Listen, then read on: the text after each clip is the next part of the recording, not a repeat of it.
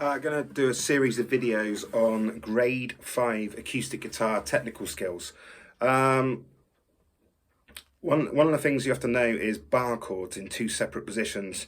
A good way to start this is thinking about some really common bar chords such as B minor, F, F sharp minor, and B flat. These are ones you come across quite often, and all of those have at least one other place to find them on the fretboard. At grade 5 you need to know the relative E shapes to your A shapes and the relative A shapes to the E shapes you start off with. What do we mean by that? Okay, so most people know B minor as a bar chord where you bar the 2nd fret and then play an A minor shape with your middle finger, ring finger and pinky across frets 3 and 4. You play 5 strings for that voicing of it, because that F sharp, no, you don't really want that. Okay, now its relative E minor shape is 5 frets away, so we go to fret 7 and bar it, and then we play an E minor shape on fret 9, and we have a different voicing of the same chord. It's got that B note 2 octaves higher than the root, is the main thing you hear that's different, as opposed to that initial one's got the F sharp note, is the highest note you hear. I mean, also if you were playing a song where you were around this neck of the this area of the neck, then that would be a more economic use of your hand. All right, so there's the other way of playing B minor.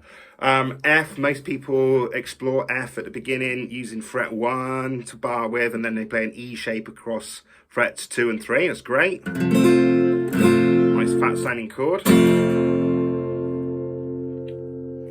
So if we've got an E shape after the bar, there must be a relative A shape, right?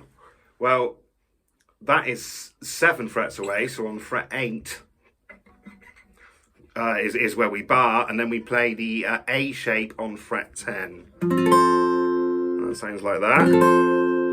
And that could be really fiddly getting those fingers into there, so a lot of rock musicians use just their ring finger to bar those 3 strings, the D string, G string and B string, and then instead of barring they just use their index finger to play the root on fret 8 of the A string, and then it just becomes like a 4-stringed chord. So that's another way of doing that, okay, particularly as you go further down the fretboard and the frets are narrower. F sharp minor we said about as well, didn't we? So a lot of people, when they at the beginning, you know, they're starting with their bar chords, they're playing things like B minor and F sharp minor. Sound good together. So F sharp minor, at first people know they bar fret 2 and they play an E minor shape on fret 4.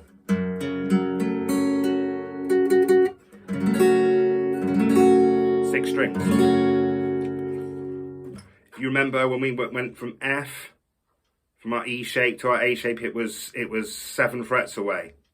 So that was fret 1 to fret 8.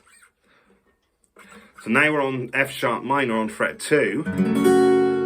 We're going to go to fret 9 and play an A minor shape across frets 10 and 11. And of course we'll play 5 strings to do that.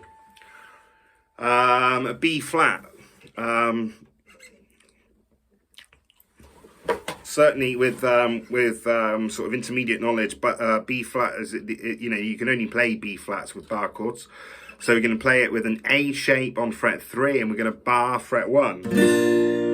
As we're playing an A shape, we're playing 5 strings.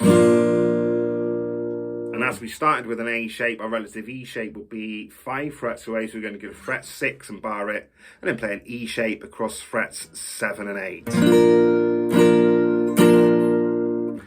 So there's an introduction to some bar chords.